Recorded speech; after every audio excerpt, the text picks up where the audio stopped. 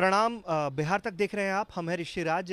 दोस्तों, railway group D को लेकर लगातार जो केओस मचा हुआ है, हम पिछला दो वीडियो कर चुके हैं। उसमें पहले वीडियो में हमने आपको बताया था कि आपके आरोप क्या हैं और उस पर हमने पड़ताल की थी कि रेलवे ने कोई प्रतिक्रिया दी है कि नहीं है।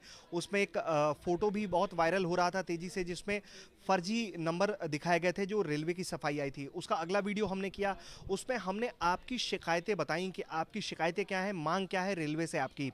और नॉर्मलाइजेशन में जो झोल की आप आरोप लगा रहे थे कि जो झोल किया गया, जो गड़बड़ी की गई, उसका जो आप आरोप लगाए थे उसका हमने विश्लेषण किया था और नॉर्मलाइजेशन की चीज़ों को बताया था कि क्या कुछ अपनाया गया है और रेलवे ने क्या कुछ बताया था। देखिए, हम फिर एक नए और बड़े अपडेट के साथ आपके सामने आए हैं। इन जो रेलवे ग्रुप डी के नतीजों में भर्ती रिजल्ट जो आए, उसके बाद जो रेलवे पर आरोप लगे हैं उस पर एक बड़ी खबर सामने आई है। रेलवे ने एक बड़ा बदलाव किया है और वो बदलाव क्या है वो हम आपको आगे बताएंगे। लेकिन सबसे पहले हम जो आपको बात कर लें कि मतलब कि लगातार जो है रेलवे की तरफ से कोई प्रेस कॉन्फ्रेंस नहीं की गई, प्रेस विज्ञप्ति ही जारी की गई है। ऐसा देखकर ऐसा लग रहा है कि इस पूरे मामले को ठंडे बस्ते में डालने की कोशिश की गई है। हम आगे बढ़ते हैं। सबसे पहले आगे बढ़ेंगे तो आपको पहले ये तस्वीर देख लीजिए जरा। ये जो तस्वीर है ये बिहार के जहानाबाद से है, जहां छात्रों का गुस्सा फूटा है रेलवे ग्रुप डी के नतीजे आने के बाद। छात्रों की क्या राय है वो हम आपको अपने अगले वीडियो में दिखाएंगे, लेकिन उसमें आप ये तस्वीरों को देखिए। छात्रों ने ग्रुप डी के नतीजों के खिलाफ प्रदर्शन किया है। उनकी मांग है कि उनके साथ गलत हुआ है, रेलवे दोबारा से परीक्षा ले। रेलवे क्या परीक्षा दोबारा लेगा या नहीं लेगा, ये तो वक्त के साथ हमें पता चलेगा। लेकिन फिलहाल जो है छात्रों का गुस्सा फूटा है और वो सड़कों पर अब दिखने लगा है।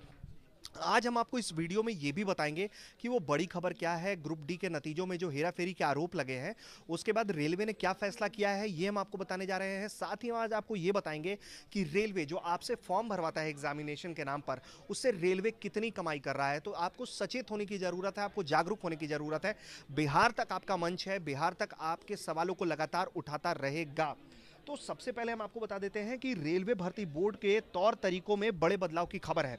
खबर ये है और ये है कि आरआरबी ग्रुप डी 2018 और जो पिछले साल आरआरबी ने जो नतीजे घोषित किए, जो परीक्षा लिए, उसको लेकर उसमें करीब जो नतीजे उसके आ गए सामने। नतीजे आने के बाद कुल वैकेंसी जो थी, मतलब तकरीबन 70,000, उसमें कुल 3 गुना उम्मीदवार को पीईटी के लिए चुना गया। अब इस महीने के तीसरे या चौथे सप्ताह से पीईटी स्टेज की परीक्षा शुरू हो जाएगी। लेकिन इस बीच आरआरबी ग्रुप डी भर्ती में एक बड़ा वो बदलाव कर दिया है, वो बता रहे हैं हम आपको।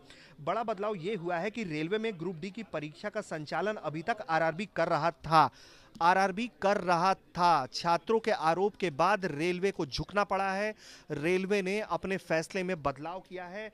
आरआरबी की जगह अब जो रेलवे ग्रुप डी के परीक्षा का संचालन किया जा रहा था, अब रेल मंत्रालय ने फैसला लिया है कि ग्रुप डी परीक्षा के आगे के चरण जैसे पीईटी हो गया, डॉक्यूमेंट वेरिफिकेशन हो गया, मेडिकल एग्जामिनेशन हो गया, पैनल के लिए रेलवे के आरआरसी, इन परीक्षाओं का संचालन आरआरसी करेगा। मतलब रेलवे रिक्रूटमेंट सेल अब देखेगा मामलों को, ना कि आरआरबी देखेगा। रेलवे रिक्रूटमेंट बोर्ड से चीजें लेकर आरआरसी को दे दी गई हैं, रेलवे रिक्रूटमेंट सेल को के हाथ में अब ये पूरा मामला चला गया है। और ये नियम जो है वो आगे के लिए भी अप्लाई कर दिया गया है।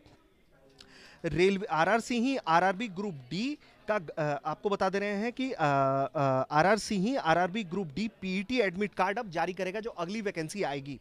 रेलवे के ग्रुप डी पदों पर भर्ती के लिए रेल मंत्रालय ने आरआरसी का गठन किया था। अब 12 मार्च को रेलवे ग्रुप डी की जो नए 1 लाख भर्तियां निकलेंगी, ये भर्तियां आरआरबी नहीं, ये आरआरसी करेगा। मतलब वो भर्ती भी अब आरआरबी के हाथ से लेकर आरआरसी के हाथ में दे दी गई है। क्षेत्रीय रेलवे की आरआरसी की वेबसाइट पर ग्रुप डी के भर्ती के नोटिफिकेशन जारी होंगे। ये जो तस्वीर एक हम दिखा रहे हैं, ये वो जोनल वाइज वो तस्वीर है जिसमें आरआरसी कैसे के जो वेबसाइट है उस पर नोटिफिकेशन जारी किया जाएगा, ये वो तस्वीर है। देखिए, अब जो है हमने ये तो बता दिया कि रेलवे ने क्या बदलाव किया है आपके आरोपों को देखते हुए, या अगर वो आत्ममंथन भी चल रहा था तो वो एक अच्छा बदलाव है कि कम से कम छात्रों के बीच एक अच्छा मैसेज देने की कोशिश की गई है। लेकिन सवाल अभी भी हैं कि रेलवे ने रॉ नंबर क्यों नहीं जारी किए, सीधा नॉर्मलाइजेशन का नंबर क्यों जारी किया गया।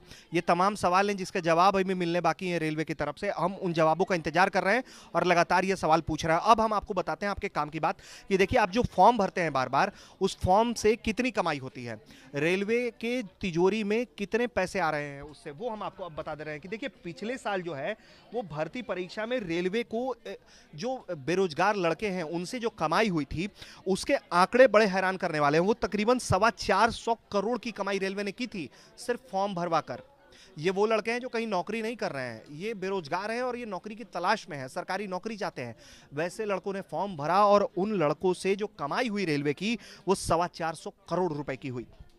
पिछले साल फरवरी में जब रेलवे ने करीब 1.25 लाख पदों की भर्ती निकाली थी तो करीब 2 करोड़ 37 लाख आवेदन आए थे। काबिलियत के दम पर तमाम चुनौतियों का सामना करते हुए अपने लिए संभावना तलाशते हुए छात्र दूर दराज के इलाकों में अपना सेंटर पर एग्जाम देने गए।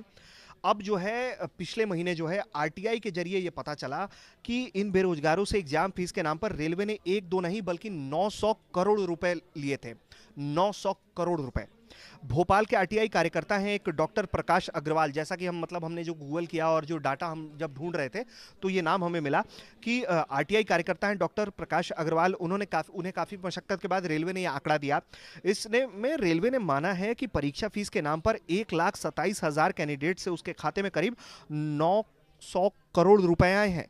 साथ में जो परीक्षार्थी उपस्थित थे उनको रेलवे ने पैसा लौटाने की हालांकि बात कही थी।